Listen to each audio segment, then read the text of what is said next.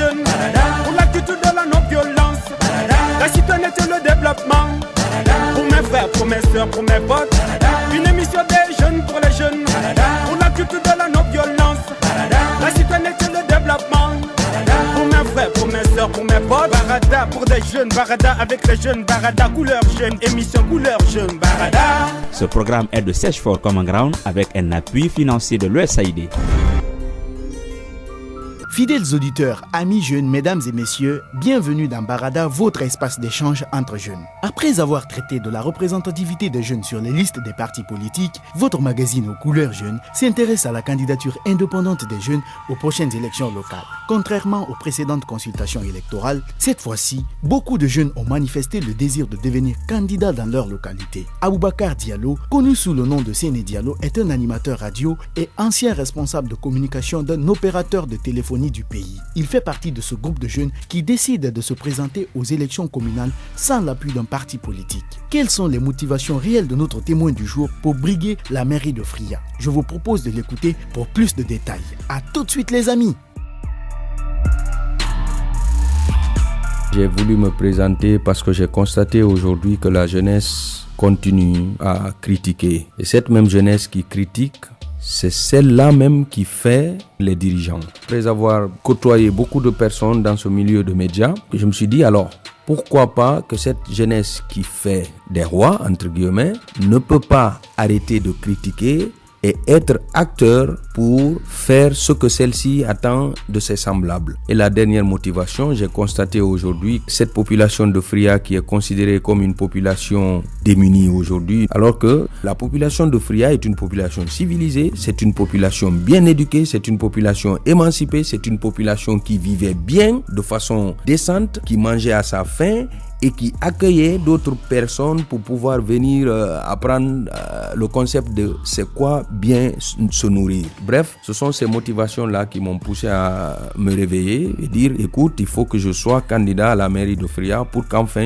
que je puisse laver l'affront que les gens sont en train de jeter sur cette population. Mon élection apporterait une nouvelle dynamique dans la gestion de la commune, une nouvelle dynamique dans la façon de voir de cette jeunesse. Parce que cette jeunesse, aujourd'hui, est une jeunesse abandonnée. C'est une jeunesse qui vit au jour le jour.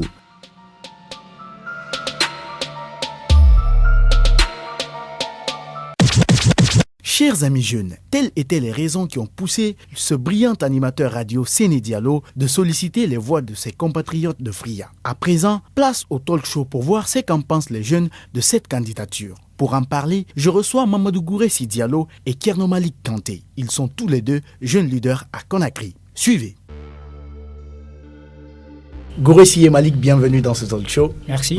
Voilà, vous avez tous les deux écouté ce témoignage de Séné qui nous livrait ses motivations. Je commence par toi, Gouressi, ta réaction sur ces propos. Il a d'abord contextualisé pourquoi les jeunes qui continuent à critiquer, à apporter des pics, à dire que tel ne fait pas comme ça, je voudrais qu'il fasse cela.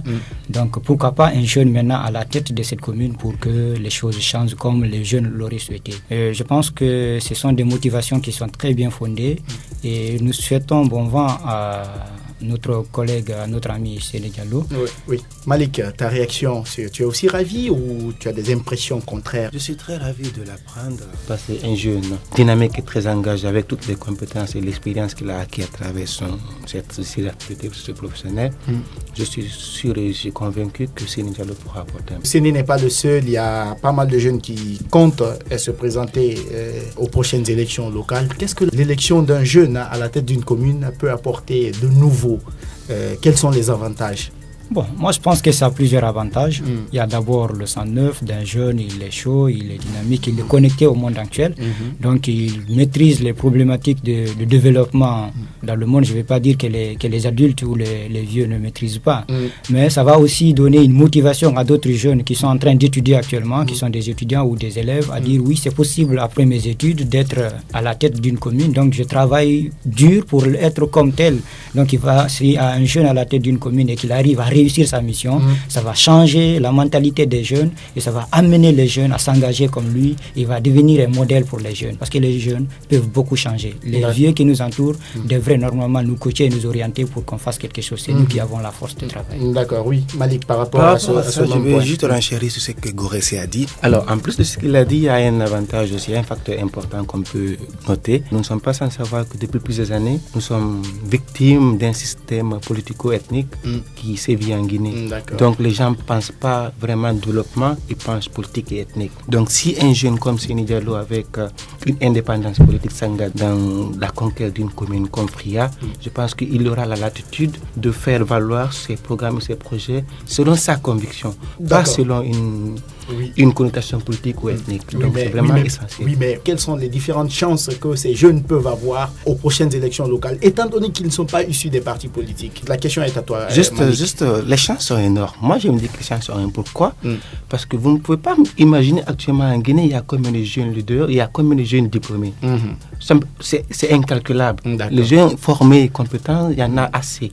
Donc ça, c'est vraiment un atout. Et cela, ce n'est pas une question d'ethnie, mais c'est une conviction que j'ai. Et je sais que parmi les Guinéens, il y en a qui sont prêts à faire le sacrifice pour ça. Voilà. Gouressi, moi, j'ai un avis contraire. Oui, voilà. Un avis contraire Justement. Parce que moi, je vois très difficilement un jeune s'engager de façon indépendante pour la conquête d'un pouvoir à un niveau quelconque, que ce soit à la mairie ou à la présidence. Parce qu'étant donné que nous sommes dans une société hautement politisée et une politisation mêlée à l'ethnie, ça sera très difficile pour un jeune qui est moins connu par le public, et étant donné qu'il y a des partis qui se sont installés ici depuis des années, qui ont fait des preuves, qui ont participé à des élections, qui ont des expériences dans la mobilisation, dans les stratégies politiques, s'il se voit face à ceux-là, il risque d'être bouffé par ces teneurs en politique. Moi, je pense que c'est bien qu'ils s'engagent, ils auront l'expérience, mais dans la société actuelle de la Guinée, les candidatures uniques, que ce soit au niveau communal ou au niveau présidentiel, ça va être très difficile pour une candidature, je voulais dire, indépendante. Voilà, surtout pour les jeunes. Oui, Malik, je voulais juste réagir par rapport à ce que Gouressi a dit. C'est vrai qu'il y a plusieurs partis politiques exsanguinés qui ont fait beaucoup d'activités et qui ont une réputation renommée. D'accord. Mais il faut aussi noter un fait. Depuis quelque temps, moi, j'ai constaté qu'au niveau de la classe juvénile, il y a beaucoup de jeunes qui en ont marre de ces politiques. Parce qu'ils ne croient plus à ce qu'ils disent, à ce qu'ils font.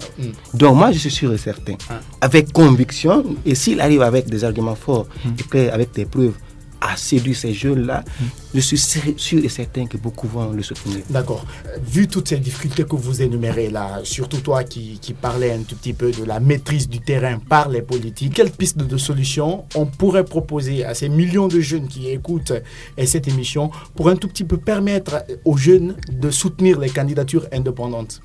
Malik. Après plus de 10 ans qu'on n'ait pas connu d'élection locale, je pense que c'est le moment de nous engager, parce que la gouvernance d'un État, c'est la base qui est vecteur de développement. Oui, mais quand tu parles d'engagement, qu'est-ce qu'on pourrait faire? C'est qu'on peut faire exactement comme travail, nous les jeunes. Il faudrait que nous essayons dès maintenant de mettre ça à l'avant des choses. On met l'intérêt de la Guinée au devant des choses. On oublie l'ethnie, on oublie les partis, on met l'avenir de la Guinée en avant. Oui. Gouressi, dernière intervention par rapport aux pistes de solutions à proposer aux jeunes. Moi, je pense qu'il faut se lancer dans une campagne d'éducation et de sensibilisation pour faire comprendre aux gens que c'est possible qu'il y ait une candidature indépendante en dehors d'un parti politique. Donc, s'ils sont informés que c'est possible, donc partant de cela, il faut leur faire comprendre que si on est présenté par un parti politique, nous sommes dans un système. Donc, si c'est le parti politique, tu obéis aux principes, aux valeurs, aux idéaux et à la volonté des gens de ce parti politique. Mais quand tu t'es présenté indépendamment, tu as pu convaincre la population, tu les as promis je vais faire ça, tu n'as pas de compte à rendre à quelqu'un qu'à cette communauté même qui t'a élu. Ils vont peut-être avoir confiance et dire oui, je préfère donner ma voix à celui qui va me rendre compte que de donner ma voix à un parti politique qui ne peut d'une autre manière qui n'a fait que promettre sans agir. Merci Gouressi et Malik, Kerno Malik Kanté de passer dans ce talk show. Merci beaucoup. Amis jeunes, mesdames et messieurs, pour une analyse des précédentes rubriques ainsi que le sujet du jour, la candidature indépendante des jeunes, nous vous proposons l'avis de l'expert. Dans cette dernière rubrique, nous recevons Famara Baldé, le porte-parole du mouvement Liste Citoyenne, une structure qui vient de naître et qui a pour vocation de soutenir les candidatures citoyennes en Guinée. Suivez. Monsieur Baldé, merci d'avoir accepté notre invitation. C'est moi qui vous remercie. Vous avez écouté les premières réactions de cette émission. Globalement, quelle est votre analyse dessus? Mon analyse, elle est toute simple. Je pense qu'effectivement, la bonne démarche est là, la bonne compréhension du sujet est là. À quelques exceptions près, ils ont évoqué ce qui a motivé la mise en place de ce mouvement de soutien aux candidatures indépendantes, qui est de pousser la population guinéenne, notamment les populations jeunes qui constituent la majorité de la population guinéenne, démographiquement parlant, pour les pousser à sortir de l'éternelle situation de critiquer. Il y a un qui l'a dit, nous critiquons sachant que c'est nous-mêmes qui faisons les rois. Nous critiquons ceux que nous avons mis au pouvoir. Nous passons notre temps à le faire. Et donc, pour nous, le mouvement doit pousser les gens à sortir de cette critique-là pour aller vers l'action, c'est-à-dire à proposer des solutions, proposer des alternatives. Quels sont les avantages de la candidature indépendante pour les jeunes en particulier, mais pour la population guinéenne en général? Les élections locales sont des élections de proximité. Une fois que vous êtes élu local sur candidature indépendante, votre redevabilité n'est orientée, n'est dirigée que vers les citoyens qui vous ont élu.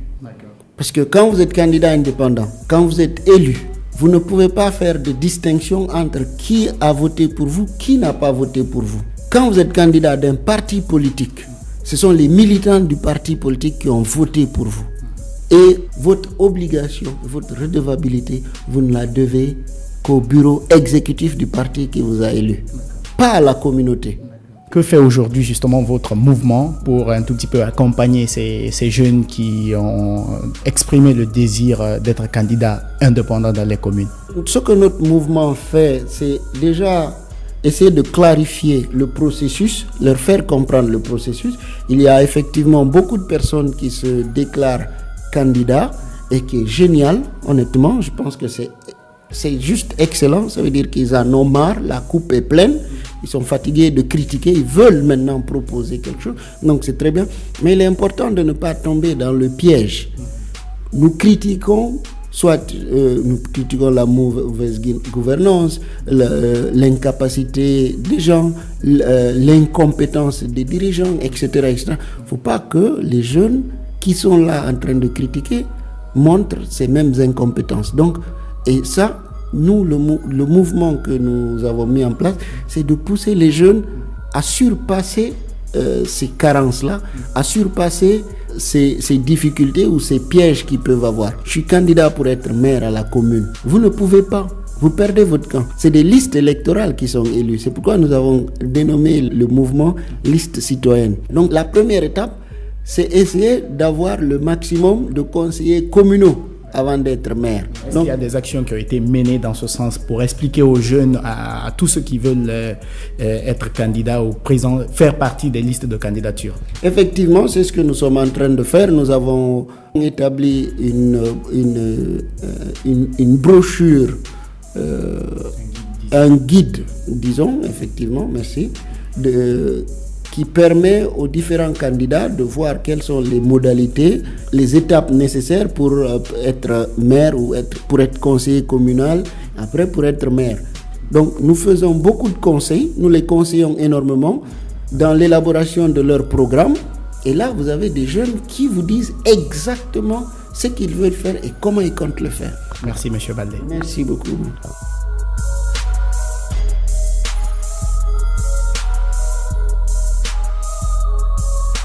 Amis jeunes et fidèles auditeurs, c'est tout pour cette émission de la semaine. Comme l'a dit notre témoin du jour, ainsi que la plupart de nos invités, les jeunes ont passé assez de temps à critiquer ceux-là qu'ils ont élus. Chers auditeurs, vous êtes jeunes et vous avez été des nôtres dans cette autre aventure de Barada. Dites donc avec moi, nous sommes jeunes et nous soutenons la candidature indépendante des jeunes aux élections locales en Guinée. Les questions du jour. Qu'avez-vous appris à travers cette émission? La candidature indépendante des jeunes peut-elle être un atout pour le développement des collectivités en Guinée? Répondez à ces différentes questions au numéro que vous entendrez à la fin de cette émission. Merci et à la semaine prochaine pour une autre aventure de Barada.